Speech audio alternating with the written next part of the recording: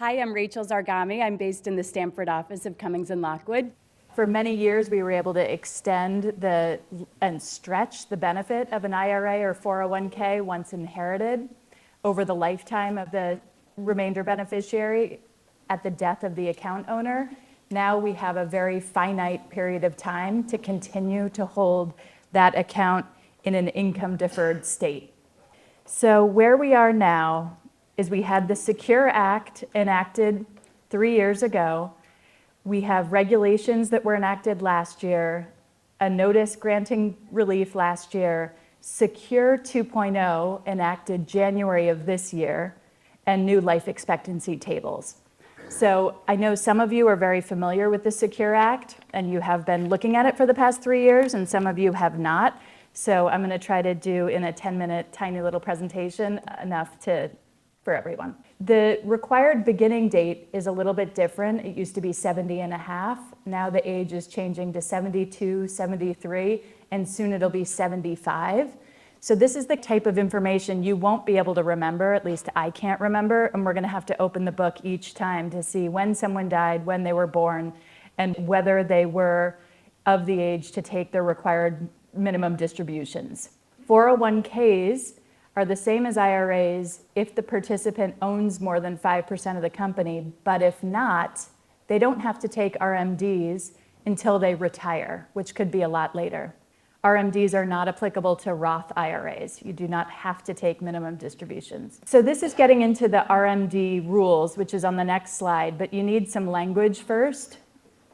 To know what the payout period is, you have to know whether or not you have an EDB, which is an eligible designated beneficiary, a designated beneficiary, or a non-designated beneficiary. So quickly, if you have a DB, you have a 10-year payout period. So that's kind of the new great payout period. If you don't, if you look at the bottom of that slide, you have a 5-year period. So what I want to emphasize here is it's a 5-year difference. And so it's not a huge difference. We're not talking about a life expectancy anymore. So it's not a terrible, terrible consequence if you have a non-designated beneficiary, and we'll talk about that later. For the life expectancy payout to still apply the old stretch rules, there are 5 types of beneficiaries who still can have that. A spouse, a minor child of the participant, a disabled designated beneficiary, somebody chronically ill, and those are all defined terms, and a designated beneficiary who is not more than 10 years younger. Everyone else is stuck with the 5 or 10-year rule. And trusts are stuck with the 5 or 10 rule, depending on if they qualify as an EDB or not, and we'll talk about that later. There are lots of payout period nuances, and this is not something that I'm expecting you to remember, nor am I expecting myself to remember, but it varies so much based on whether the decedent died before he started taking required minimum distributions or after. Look at the consequence. Before and after for each category, DB, EDB, or non-DB, it's a totally different payout period for the beneficiary of that account. So you really need to be able to provide that information to whomever you're asking to look into this for you. Whether or not the beneficiary was taking distributions from the account, which isn't only age, because remember on the previous slide, if they hadn't retired yet, they didn't have to start those distributions. And then whether or not your beneficiary qualifies for the preferred status or not, and whether it's even a non-designated beneficiary. A non-designated beneficiary, that bottom category, is an estate, a charity, or another entity, or a trust that doesn't qualify. So that becomes really relevant because you may want non-designated beneficiary status. At the end of this presentation, I'll explain why. But actually, if you look right now in the bottom right, the non-DB, see how it says required minimum distribution for the year of death if participant didn't take it? Annual RMDs over the participant's life expectancy, so the person who died, which could be more than 10 years, depending on if they had an untimely death. That's called the ghost life expectancy.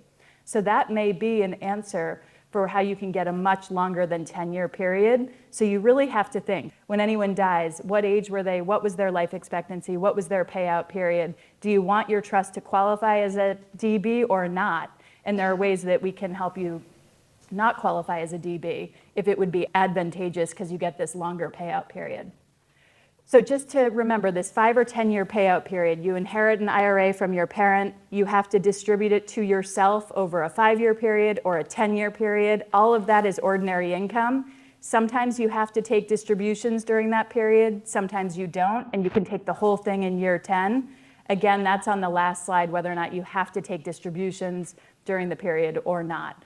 But by the end of that 10-year term, there is no more IRA outstanding for you. You've received it all. Secure 2.0 changes. There's 90 different provisions, so I'm not going to bother you, but just understand that there are different catch-up periods, less excise taxes. The IRS seems to realize that these are going to be hard to adopt. We have catch-up contributions. There's a QCD limit of $100,000 a year that'll be indexed for inflation as of 2024. And now there's a one-time gift of up to $50,000 that you could give to a charitable gift annuity. I'm not sure it's worth doing a $50,000 CRUT or CRAT, but those are new provisions in 2.0. Businesses adopting a new 401k must automatically enroll their employees, starting at a contribution rate of 3%. Employers are able to match loan payments that are made for student loans.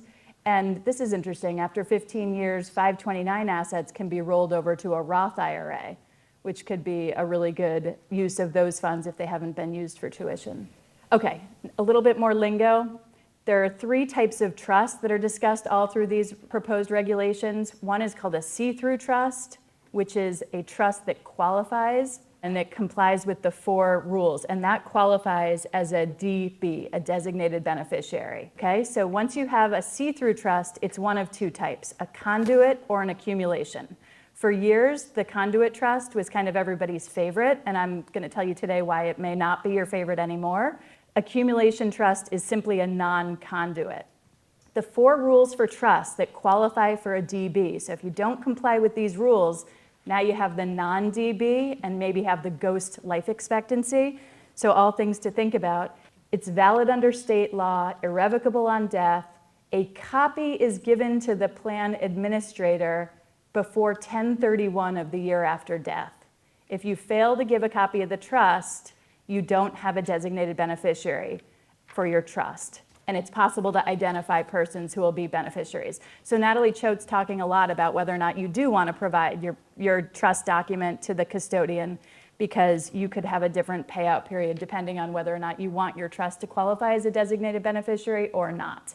So let's get into what a conduit trust and accumulation trust is. Remember, you have this 5 or 10-year payout period for the account. If you have a conduit trust, which the trust document is going to dictate, it says that once the IRA distribution comes from the IRA to the trust, it must be paid out immediately to the beneficiary. An accumulation trust is the opposite. IRA distribution comes to the trust, it can stay in the trust. So now picture a $4 million IRA account distributable over 10 years. Do you want a conduit trust for a 18-year-old beneficiary in college? Do you want every payment to go into that beneficiary's hands once received from the account? That's $4 million. You're advancing that money pretty quickly. Probably not. You probably are going to be happier with an accumulation trust where the trust itself receives the $4 million from the IRA and can hold that money in trust and preserve it for the beneficiary. So a conduit trust is the only type of trust where you can use the spouse's life expectancy for the payout. If you have a non-conduit trust, the spouse is stuck with the 10-year period too.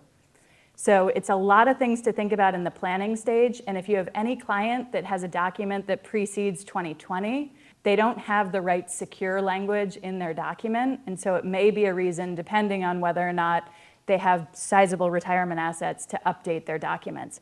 However, there are things you can do post-death. Reformation, decanting, and releases of powers can all be done by 9/30 in the year after death. But these are reasons, like somebody dies, they have a big IRA, it's passing to trust.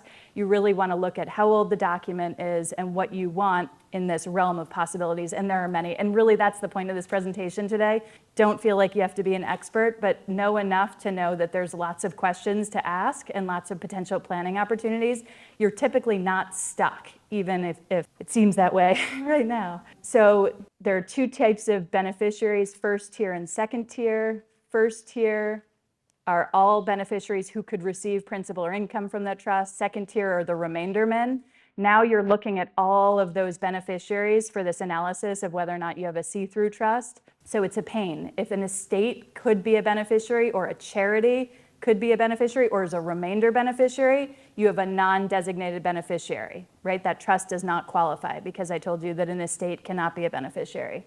You don't want to designate a revocable trust as the beneficiary of a plan. You really want to say trust for Jimmy under Article 10 of the revocable trust, because if you designate just the client's name with the revocable trust, you look through the entire document at every beneficiary of every trust under it, and you probably disqualify for the type of trust you want. Post-death, consider disclaiming, exercising powers of appointment, or decanting. And don't forget to provide a copy of the trust to the plan administrator by 10/31 after death. I know that was a lot. These rules are not fun. And send an email if you have a question, because calling, it's going to take somebody opening a book to find the right answer. Thanks a lot.